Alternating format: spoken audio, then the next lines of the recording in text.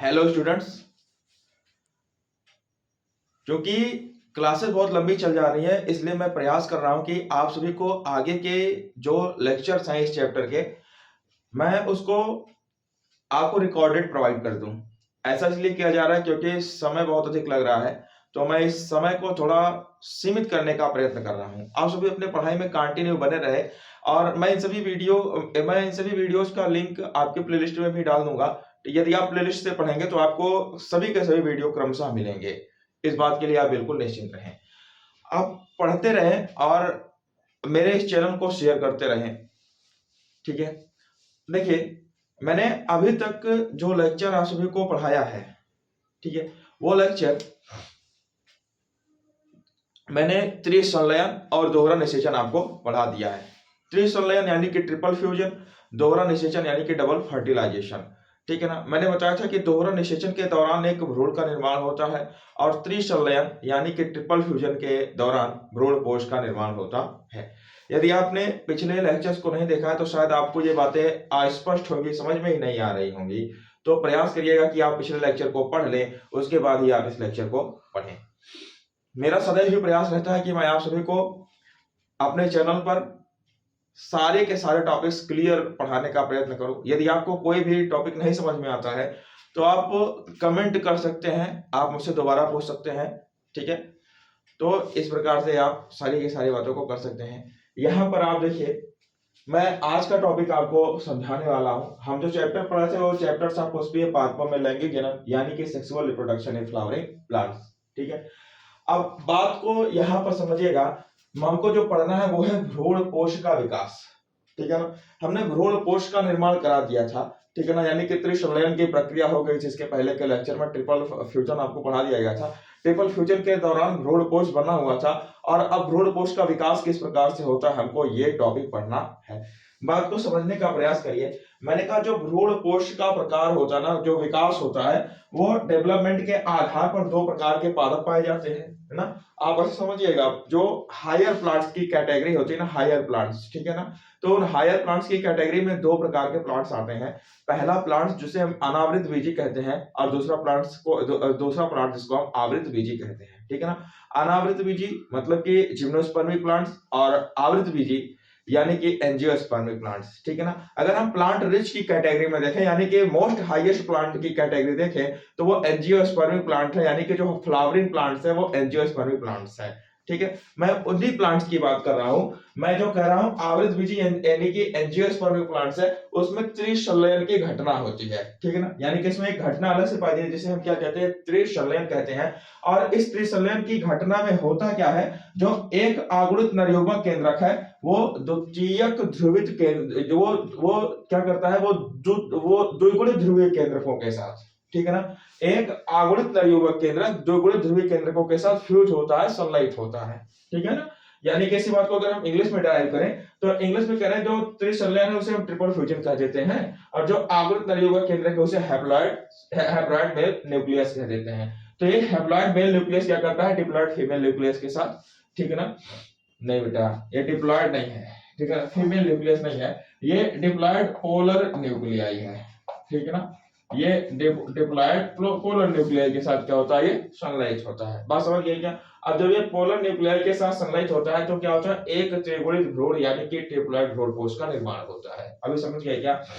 मैंने कहा जो त्रिसंलयन की घटना है, त्रिसंलयन घटना, उस त्रिसंलयन की घटना में एक त्रिगुणित यानी कि ट्रिप्लॉइड भ्रूणपोष का विकास होता है। अगर आप इस लेक्चर को नहीं समझ पा रहे हैं तो इसका मतलब है आपने इसके पहले की क्लासेस को नहीं अटेम्प्ट किया है। ध्यान रखिए कि मैं प्रयास करूंगा कि आपको अच्छे से पढ़ा सकूं और आपके सारे के सारे डाउट्स को भी सॉल्व करने का प्रयास करूंगा। मेरे द्वारा जो नीट की कक्षाएं आपको प्रोवाइड की जा रही हैं, इसमें आपको नीट से संबंधित हर एक प्रकार की विषय वस्तु मिलेगी।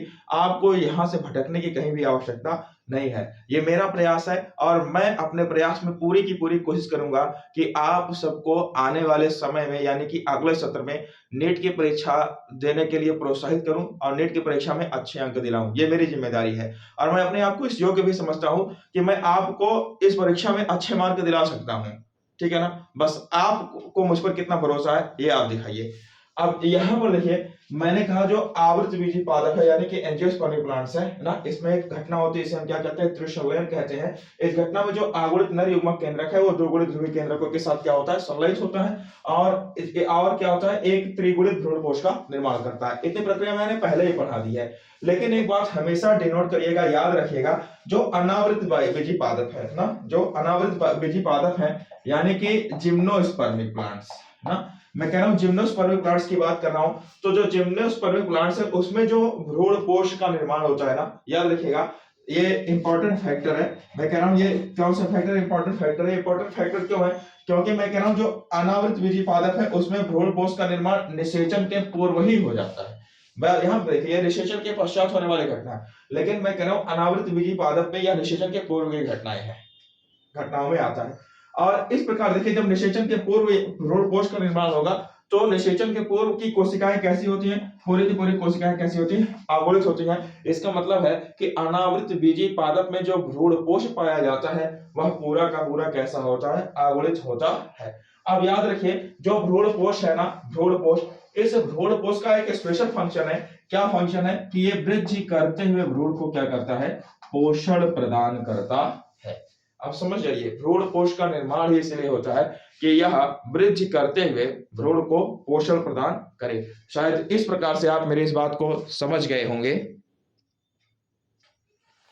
अगर बच्चों आप सभी ने आर्ट जैसा सब्जेक्ट लिया है तो आपको शायद बहुत कम पढ़ने की आवश्यकता होती है। जैसे कहा गया है कि प्यार किया तो डरना क्या और आर्ट लिया तो पढ़ना क्या। तो अगर नहीं पढ़ना है तो आर्ट जैसा सब्जेक्ट लीजिए। अगर आपने साइंस जैसे सब्जेक्ट को लिया है तो आपको तो पढ़ना ही होगा, ठीक है।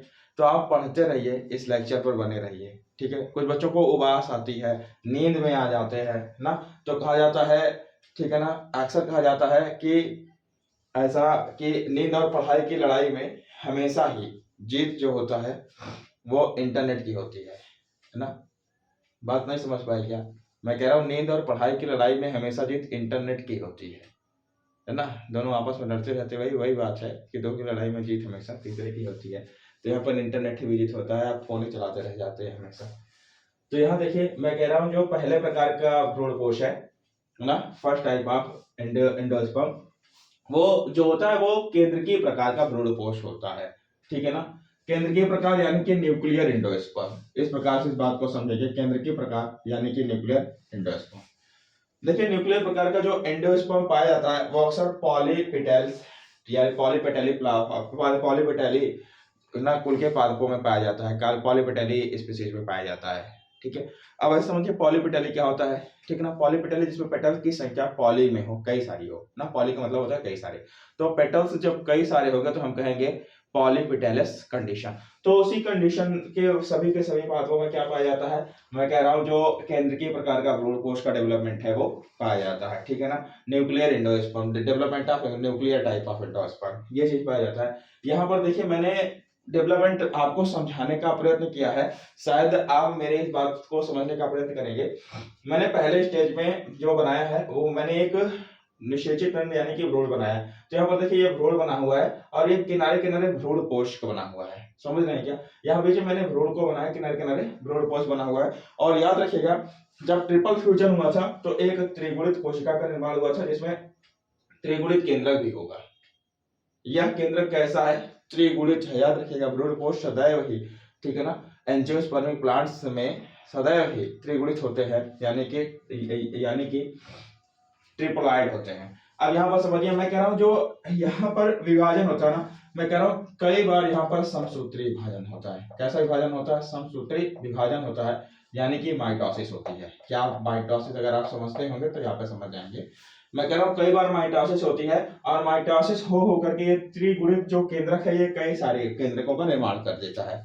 अभी शायद आप समझ रहे होंगे, मैं कह रहा हूँ जो यहाँ पर एक त्रिगुणित केंद्रक है ना, ठीक है ना, ट्रिपलॉइड न्यूक्लियस है, ये ट्रिपलॉइड, ठीक है ना, ये ट्रिपलॉइड न्यूक्लियस, ठीक है ना, multi times of mitotic division करता है, कई बार माइटोटिक डिवीजन करता है, ठीक है ना।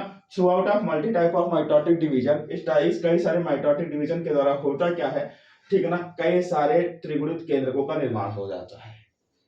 क्या ये बात आप समझ रहे हैं? अगर ये बात आप समझ रहे हैं तो शायद मेरी बात को आप समझ जाएंगे। दूसरी बात को समझिएगा, मैं कह रहा हूं ये सभी के सभी जो न्यूक्लियस है है ना, ये सभी के सभी जो न्यूक्लियस है यहाँ पर किनारे की तरफ, है ना, किनारे मतलब यहाँ किनारे को हम वैज्ञानिक तौर पर परिधि कहते हैं। क्या कहते हैं? परिधि। तो हम ऐसा कह सकते हैं कि ये किनारे के ये जो ये सभी के सभी ट्रिप्लॉइड न्यूक्लियस है, ये सभी के सभी परिधियों पर, है ना, परिधियों पर क्या होते हैं? अरेंज हो जाते हैं, व्यवस्थापित हो जाते हैं। अब जैसे ये परिधियों पर व्यवस्थापित हो जाएंगे तो अभी इनका जो डिवाइडेशन है, ये जो विभाजन है, माइटोसिस है, ये समाप्त तो नहीं हुई है, पर अभी भी डिवाइड कर ही रहे हैं। तो ऐसा समझिए जैसे ही ये यहाँ पर डिवाइड हो जाते हैं, जैसे ही परिधियों पर अटैच होते हैं तो परिधियों के बीच एक कैविटी बन जाती है। यहाँ से देखिए ये कैविटी बन जाती है ना। ये कैविटी दरअसल कुछ नहीं, ये कैविटी वैक्यूल है। आप ऐसा समझिए, मैंने सदैव बताया जी कोशिकाओं के बीच जो खाली स्थान होता है ना, कोशिकाओं में जो लिक्विड होता है, यानी कि प्रोटोप्लाज्म होता है, साइटोप्लाज्म होता है, कुछ भी होता है, तो हमेशा ही प्रोटोप्लाज्म के बीच में जो हम कह रहे हैं, ठीक है ना, खाली स्थान होता है, ठीक है ना, खाली स्थान होता है, ठीक है ना। अब उसी खाली स्थान को, ठीक है ना, उसी खाली स्थान को हम रिक्तिका कहते हैं, यानी कि वैक्यूल कहते हैं। तो यहाँ पर किस चीज का निर्माण हो जाता है? रिक्तिका का निर्माण हो जाता है, यानी कि वैक्यूल का निर्माण होता है, फॉर्मेशन ऑफ वैक्यूल हो जाता है। क्या मेरी इस बात को आप समझ रहे हैं?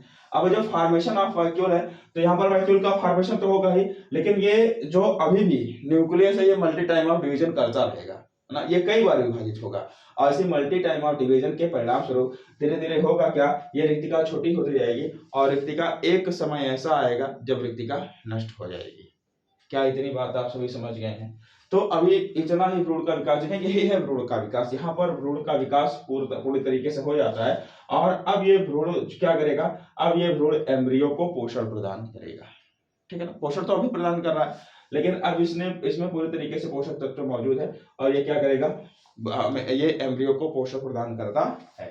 तो इस प्रकार से याद रखिए इस बात को, ठीक है।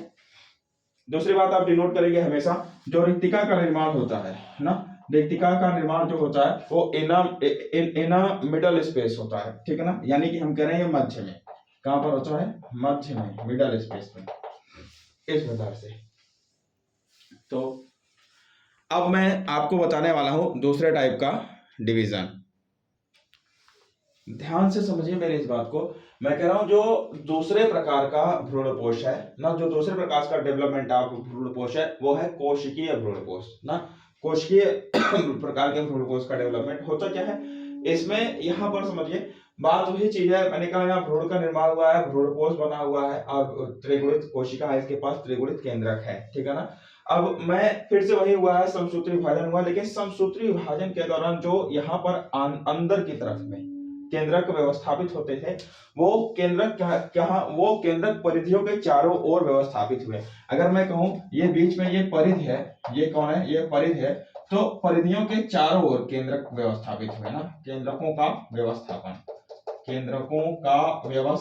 तो मैंने यहाँ पर इस बात को दिखाने का प्रयत्न किया है। आप यहाँ पर समझिए, मैंने कहा जो भ्रूण है ना, भ्रूण सदैव ही भ्रूण जो अब भ्रूण है, ये भ्रूणकोश है। भ्रूणकोश का जो डेवलपमेंट होगा उसी प्रकार से होगा, समसूत्री विभाजन ही होगा।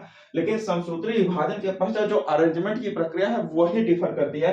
अरेंजमेंट की प्रक्रिया के दौरान यहाँ बीच में ना व्यवस्थापित होकर ये सदैव ही परिधियों के किनारे किनारे पर व्यवस्थापित हो जाते हैं और व्यवस्थापित होकर के एक वाल लेयर यानी कि भित्ति का निर्माण करते हैं। ये बाहर किस चीज का निर्माण करते हैं? बाह्य भित्ति यानी कि वॉल लेयर का निर्माण करते हैं। तो इस प्रकार से आप समझिए, जैसे यहाँ पर वॉल लेयर का निर्माण हो जाता है तो इस प्रकार के एम्ब्रियो डेवलपमेंट को हम कहते हैं कोशिकीय प्रकार के भ्रूणकोश का डेवलपमेंट, और जिसका मैंने डायग्राम आपको दिखाया है। अगर आप ध्यान से देखेंगे तो शायद आप मेरी इस बात को समझ पा रहे होंगे।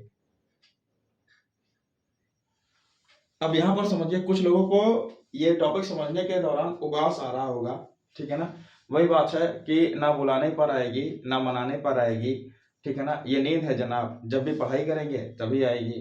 तो भैया लोग ऐसा मत करिए, आप सब पढ़ने का प्रयत्न करिए। यदि आप पढ़ेंगे तभी आप आगे बढ़ेंगे, ठीक है ना। सब पढ़ेंगे सब बनेंगे, ये सर्व शिक्षा अभियान का नारा है। तो आप सभी उस नारे को फॉलो करिए। याद रखिएगा, अगर एक भी टॉपिक छूटा तो हमारा संकल्प टूटा। अगर आपने संकल्प लिया है कि हमको आगे बढ़ना है तो आप आगे बढ़िए ही।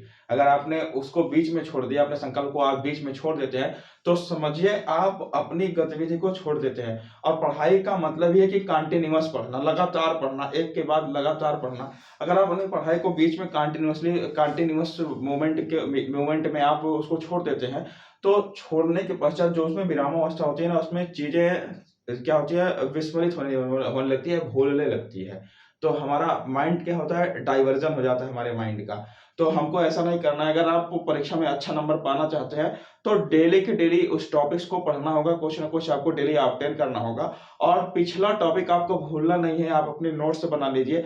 नोट्स में क्या करिए, आप हाईलाइट कर लीजिए चीजों को, जो आपके मेन टर्मिनोलॉजीज हैं, उन मेन टर्मिनोलॉजीज को एक जगह पर आप एकत्रित करिए ना। आप दो प्रकार की नोट्स बनाइए, एक लॉन्ग नोट्स, एक शॉर्ट नोट्स। जो लॉन्ग नोट्स है उसमें विस्तार से लिखिए, और जो शॉर्ट नोट है उसमें आप शब्द वाइज चीजों को लिखिए। और जब आपको रिवीजन करना होता है, तो आप लॉन्ग नोट्स का इंतजार नहीं करिए, आप शॉर्ट नोट्स से रिवीजन किया करिए। ये आपके पढ़ने का तरीका होना चाहिए। जो बच्चे कंपटीशन बीट करते हैं, वो अक्सर इस तरीके से ही पढ़ते हैं, ठीक है ना। तो आप भी यही काम करिए और प्रयास करिए कि मैं चैनल पर जितने भी क्वेश्चन आपको प्रोवाइड करूं, वो सभी के सभी क्वेश्चन आप क्या करिए, सॉल्व करिए, और सॉल्व करके उस सभी के सभी क्वेश्चन की एक बार प्रैक्टिस जरूर करिए।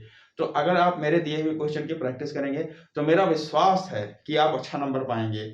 बाकी आप जानिए, आपका काम जाने, ठीक है ना। मैं पढ़ा रहा हूँ, मेरा कर्तव्य है पढ़ाना, मैं आपको पढ़ा रहा हूँ। अब आपका जो कर्तव्य है आप नहीं करते हैं, तो उसके लिए आप जिम्मेदार हैं। मैं तो यहाँ से कोशिश कर रहा हूँ कि मैं आपको समझा सकूं।